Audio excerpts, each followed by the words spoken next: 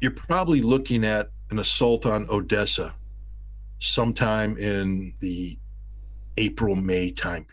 Willkommen bei Melkovich. Ich habe heute zwei gute ausgewählte Scott Ritter Clips. Der war bei Danny Haiphong. Verlinke ich euch auch unten in der Liste. Heute wieder mal Ausblick 2024. Wer schon mal reingeschaut hat hier auf den Kanal, ich hatte mal einen Ausblick mit auch hier Scott Ritter Ausschnitten 2023. Daher spannend jetzt zu sehen, okay, was er denkt, was 24 im Ukraine-Russland Krieg passiert. Natürlich eine große Tragödie, dass dieser Krieg immer noch nicht beendet ist. Ich fühle mit jedem, der dort stirbt, und ich hoffe, dass es eigentlich schnellstmöglich politisch geregelt wird und nicht militärisch, aber die Ausblicke sehen düster, zumindest dahingehend aus. Aber jetzt zu den Clips. Is Biden brought him in not so much as to cajole Congress into releasing money, because I don't think Biden really expected Congress to release money because it's too much of an ask. What happened with Congress walking away from this, Republicans, was expected, which means Biden brought Zelensky in to create political cover for Biden, to set Zelensky up for failure as a process of transferring blame away from the presidency onto Congress. And so Zelensky's visit is one last act of theater, the final act in the tragic comedy that is Volodymyr Zelensky. This guy's not long for this world. I mean, he's going back to Ukraine. His only justification for being is to be the conduit through which billions of dollars is funneled into the most corrupt country on the planet. He stays alive because all the corrupt people are enriched by his ability to attract money. But what happens in The Sopranos when you're the guy who's supposed to give the kickback to Tony and you don't give the kickback, you don't have the money? Well, somebody shows up, and that somebody, usually that long-haired dude from Italy, comes in and he kills you or he beats you up because you've lost your utility. They can't just let you walk away. You owe money. Well, Zelensky owes a lot of people money in Ukraine right now. They expect him to deliver on the goods, and he's not able to deliver on this. He's going to go back to Ukraine, and look, the Ukrainian Rada, the parliament, they're starting to disintegrate as we speak. The head of Zelensky's own party in the Rada is saying all the parliamentarians are running away. They don't want to have anything to do with the sinking ship because they're attached to this. They're going to be blamed. At some point in time, the Ukrainian people are going to be demanding heads on a pike, of the people who voted for this, facilitated this disaster, this debacle that's befallen Ukraine. And it's the Rada that are going to have their heads there alongside Zelensky. And so you see the Rada basically saying, we're out of here too. Zelensky now has political rivals who are stepping up saying, we can do a better job than you. The Klitschko, the mayor of Kiev, Zaluzhny, the commander of the Ukrainian forces, are all saying, we can do a better job than Zelensky.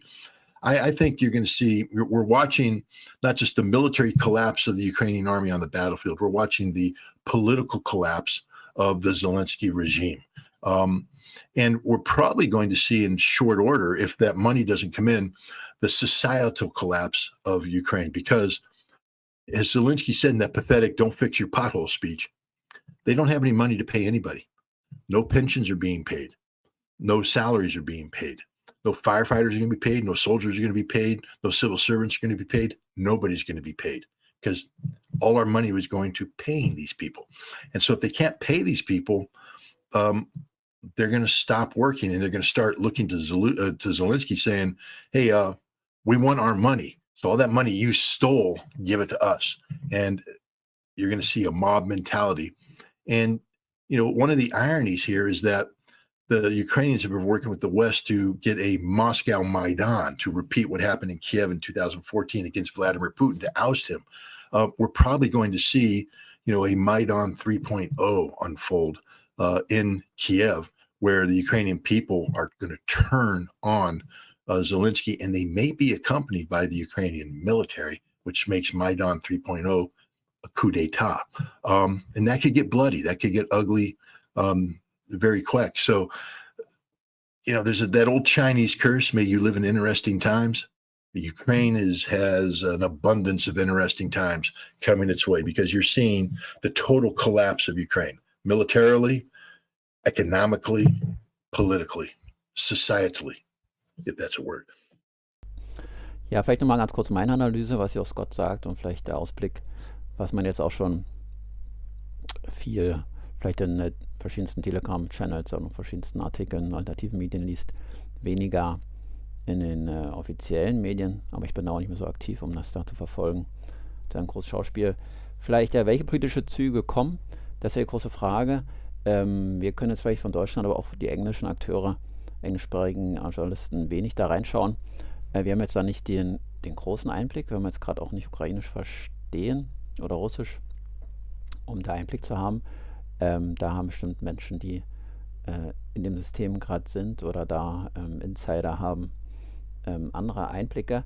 Und natürlich sind wir auch ungewiss, okay, was die politischen Einflüsse von außen sind. Also ich nenne da Europäische Union, NATO und Amerika, geheimdienstliche Sachen und natürlich die Puppenspieler, also die Marionetten oder sagen wir es eher so, die Menschen, die man ein bisschen mehr vor sich hat, die man da ein bisschen rumschubsen kann. Und wie Scott erwähnt, Zelensky nimmt da seinen eigenen Kurs langsam außerhalb der westlichen, westlich geführten Welt, sage ich mal eher so. Für mich ist einerseits auch, okay, wie die Propaganda, wie man gesagt hat, dass sich Putin oder Russland in seiner eigenen Blase gefangen ist. Und das trifft aber jetzt mehr zu für den Westen, also in welcher Blase die gefangen sind und auch bestimmte ukrainische Führungskräfte, wie vielleicht Zelensky, der, ich weiß nicht, das kann jetzt jeder von euch selber sagen, was er da sieht, wenn er da den Menschen sieht, ob er immer noch daran glaubt, an den ukrainischen Sieg oder ob es einfach nur eine Schauspielkunst ist und er selber eigentlich weiß, dass das vorbei ist und versucht noch da das Beste zu retten. Aber ich würde auf jeden Fall sagen, dass das im Großen und Ganzen unvorhersehbar ist, was nun genau passiert. Ich glaube, das kann jetzt niemand sagen. Das meint auch Scott, ob nun der militärische Zusammenbruch eher kommt als der politische. Der wirtschaftliche, glaube ich, wage ich zu bezweifeln, obwohl das natürlich auch jetzt durch den Winter die Raketenangriffe auf Infrastruktur und wenn das westliche Geld ausbleibt, was zuerst zusammenbricht, in diesem, und was am Ende übrig bleibt, wird er gerne mal als Black Hole, also schwarzes Loch, bezeichnet. Die Ukraine, wo das Geld und alles hinfließt und quasi ins Nichts verschwindet, was natürlich eine große Tragödie ist. Und Scott meinte auch zum Schluss, selbst das ukrainische Parlament quasi rennt weg, also dreht sich um, dreht Zelensky den Rücken, will nichts mehr damit zu tun haben, was gerade passiert, dazu müssen wir nicht mehr zur Verantwortung gezogen werden. Das ist ja auch spannend, das zu sehen. Wir wissen natürlich, dass in der Ukraine da verschiedenste politische Akteure drin sind, im Land und im Ausland natürlich auch. Natürlich die westliche Ukraine sehr nationalistisch, westlich orientiert nach Europa, sieht sich nicht als Slawen, sondern als reine weiße arische Rasse mit an. Verabscheut quasi die Russen abgrundtief und würde bis zum letzten Blut kämpfen. Und natürlich aber der Großteil in der Ukraine lebt, möchte ich behaupten, Zentral, Ost, Nord und Süd. Die haben eine ganz andere Einstellung, natürlich emotional mitgerissen, was der Krieg mit sich bringt, mit Unmut, aber auch Hass natürlich für den Feind. Also muss man das natürlich auch menschlich sehen. Da könnt ihr mal in die Kommentare schreiben, was ihr denkt, was zuerst passiert, der militärische Zusammenbruch, wirtschaftlicher oder politischer. Das würde mich sehr interessieren. Let me move my hand over here. Bulge. The thing about a bulge is that's frontage that has to be defended. For instance, the Battle of Vika. That bulge there, the Ukrainians have shoved about 40 battalions into that bulge. When, if they just pulled back and consolidated the line, they could hold that line with 5 battalions, freeing up 35 battalions to go elsewhere on the defensive line. And Ukraine has run out of troops, so they need those battalions. And so their general's saying, we got to pull back and consolidate the totality of this so we can free up the forces that we need to reinforce and to hold the Russians back because we don't have any reserves left. We burned through everything. We've got nothing left. And so you're seeing this, you're going to see this consolidation, this withdrawal. But as you withdraw, the Russians are going to move forward with forces that have not been depleted, and they're just going to put this pressure. You're looking at the collapse. And I think that's what we're going to see. But the Russians have indicated that I had a conversation with a very senior Russian, and he made it clear when he spoke to me that he was not giving away national secrets. So I'm just saying that because what he told me was that you're probably looking at an assault on Odessa sometime in the April, May time period.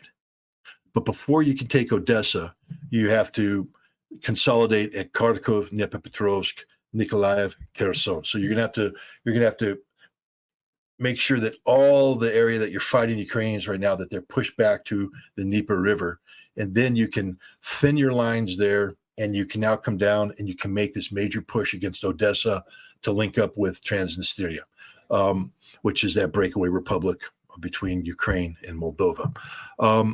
So the Russians are right now saying that they're looking at the final offensive against Odessa taking place sometime in April, May. So the Russians appear to believe that this war is going to be going on until at least that time. But remember, that's taking Odessa. That means that between now and then, there's not going to be a pause. We're all in the West hoping that there's going to be this operational pause, the frozen conflict. Stalemate. Yeah, stalemate. Yeah, stalemate. The Russians ain't doing no stalemate. They're going all out to push this defeated, depleted Ukrainian military back to a defensible position so the Russians can consolidate their forces to make the final push to Odessa. And I think the reason why the guy was telling me this isn't because I'm special. It's because the Russians have made the decision that I don't think I'm the only one who was told this information. In fact, because I know I'm not the only one, because there were some colleagues of mine, I think colleagues of yours, or people at least you know of, Larry Johnson and others, who were in Moscow recently, and they were briefed, same briefing. They were told the same thing. So the Russians are putting out there why. It's an indirect way of telling the Ukrainians, your best bet is to stop the war right now. Your best bet is to surrender right now. If you surrender right now, you might get to keep Odessa, although I doubt it, because Ukraine has used Odessa as a platform to threaten Crimea and the Russian naval base at Sevastopol, and Russia is never going to allow that to be sustained indefinitely. So I think Russia is going to take Odessa no matter what.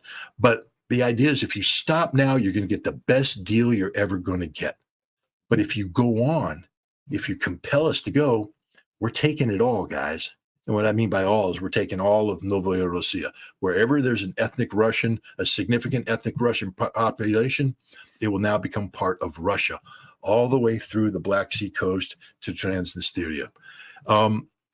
And Zelensky right now is saying, I'm not negotiating. He's under the idea that he can still kick the Russians out of the territories where they're at. He doesn't understand that he can't hold the territories that that he currently has, that Russia will recapture these territories. And if the war continues, they'll take even more territories, so that around 40% of Ukraine will become Russia by the time this conflict is over. So the Russians are looking at a military conflict that stretches out, but there's hope for the political collapse. War is an extension of politics by other means. So if there's a political collapse in Ukraine, this could be hastened. And so what is the timing of that collapse? Because your question was, could it happen, before Christmas, before the end of the year and stuff? I don't think so. I don't think that we're looking at the political collapse before Christmas. I do believe that as we move into January, February, March, leading up to when there should be a presidential election in Ukraine, that there will be increasing frustration. And as the Russians, right now, their victories on the battlefield are significant, but of a small scope.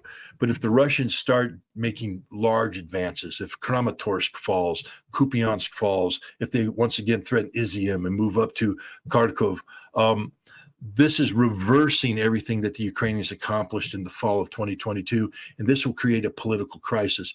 Plus, there's the fact that the Russians will continue to attack the Ukrainian energy infrastructure this winter. This winter is already tough. I mean, I don't know if you've seen the snowfall and the temperatures there. Don't let the mild temperatures here in the United States fool you. It's damn cold there. A guy sent me a photograph of the thermometer in Novosibirsk, minus 60. Minus 60. Und jetzt hier zum zweiten Clip, den ich euch präsentiere, der Ausblick 24. Spannend, das glaube ich mit meines der ersten Videos, mein Ausblick 23, wo Scott ja schon erwähnt, also die russische Armee wird bestimmt auch Odessa nehmen und die ganze Schwarzmeerküste. Spannend, er hat sich da ein bisschen verschätzt, er hat auch gesagt, dass jetzt im Herbst quasi die Armee kollabiert, was sie noch nicht ist, aber die ukrainische. Vielleicht ist sie ja auf dem Weg oder zumindest teilweise nach dieser langen, blutzehrenden Sommeroffensive.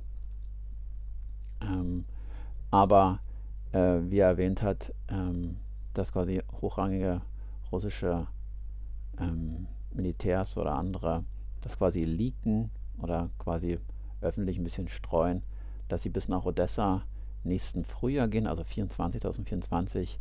Und das ist noch ein weiter Weg, auch Kherson. Die müssen 2 große Flussüberquerungen machen.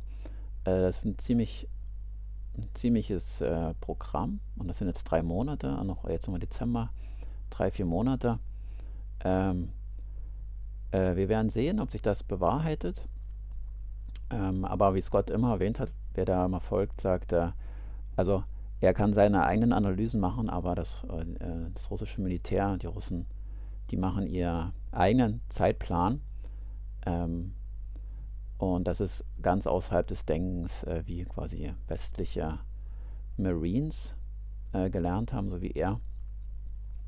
Von daher hier der Ausblick 24, also vielleicht bis Ende des Frühlings, Anfang Sommer Odessa genommen, wenn nicht vorher das gesamte militärpolitische oder ökonomische Sektor komplett kollabiert oder die Ukraine endlich für Verhandlungen und ja. Und die Frage ist, was wird verhandelt, ob es die bedingungslose quasi Kapitulation ist oder mit Teilbedingungen quasi in Odessa als neutraler, zwar noch ukrainisch gehört, aber komplett internalisiert, neutral und vielleicht von Russland trotzdem sicherheitspolitisch geregelt wird, dass da nicht weiter NATO-Truppen oder irgendwas passiert, Waffen eingeschifft werden. Das ist spannend zu sehen, was das Ergebnis aber jetzt hier 24 Odessa auf jeden Fall und wenn nicht, dann überall, wie Scott sagt, wo Mehrheiten der russischen Ethnie, die von den Westukrainern quasi unterdrückt werden. Spannend, schreibt mir da auch nochmal eure Voraussicht, welche Vorhersagen quasi von Scott jetzt nicht stattgefunden haben, vielleicht dazu auch zu der Kritik, aber auch vielleicht von euch Mutmaßung, was passiert. Ich bedanke mich dafür, dass ihr zugeschaut habt und bis bald, ciao.